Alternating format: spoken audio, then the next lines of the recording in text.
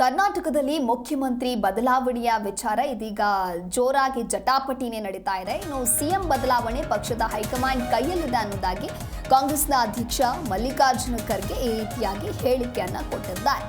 High command ನಡೆ ಏನು ಅಂತ ಹೇಳಿ ಹೇಳಲಾಗುವುದಿಲ್ಲ. ಮುಂದಿನ ಕ್ರಮ ಕೈಗೊಳ್ಳುವಂತ ಹಕ್ಕು ಅವರಿಗಿದೆ. ಮುಂದೆ ಅದೇನೇ ಕ್ರಮವನ್ನ ತೆಗೆದುಕೊಂಡು ಕೂಡ ಹೈಕಮಾಂಡ್ ನಿರ್ಧಾರವನ್ನು ಮಾಡುತ್ತೆ. ಆದರೆ ಯಾರು ಅನಗತ್ಯವಾಗಿ ಸಮಸ್ಯೆಯನ್ನ ಸೃಷ್ಟಿಸಬಾರದು. ಹೈಕಮಾಂಡ್ನಲ್ಲಿ ಏನು ನಡೀತಾ ಇದೆ ಅನ್ನೋದನ್ನ ಯಾರೂ ಹೇಳೋದಕ್ಕೆ ಆಗುವುದಿಲ್ಲ.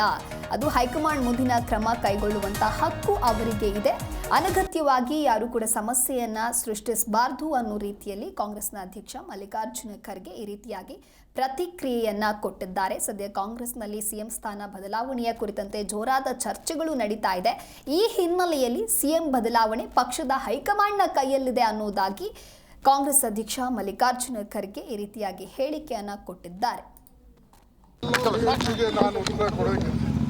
ನಾನು ಉತ್ತರ ಕೊಡ್ತಕ್ಕಂಥದ್ದು AICC ಲೆವೆಲ್ನಲ್ಲಿ ಏನು ನಡೀತಾ ಇದೆ ಅದರ ಬಗ್ಗೆ ಹೊರತಾಗಿ ಇಲ್ಲಿ ಯಾರೋ ಏನೋ ಹೇಳ್ತಾರೆ ಅಂದ್ರೆ ಪ್ರತಿಯೊಂದಕ್ಕೂ ನಾವು ಉತ್ತರ ಕೊಡ್ಬೇಕು ಹೋದ್ರೆ ಸಾಕಷ್ಟು ಪ್ರಶ್ನೆಗಳವ ಅದ್ರ ಉತ್ತರಗಳನ್ನು